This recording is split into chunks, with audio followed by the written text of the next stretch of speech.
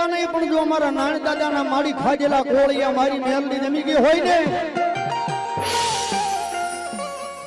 મારી કોઈ અમારા નહીં પણ અમારા નાની દાદાના ધૂપાણા મારી મેલડી જો વાલા લાગ્યા હોય બધા બીજો આ વેળાની માલબા એ મારી હાલ કેદાન જો હારી નો નીકળે ને એ તો મારી નાની દાદાની મેલડી નો કહેવાય નાની દાદાની મેલડી નો કહેવાય બા મેલડી નો કહેવાય બા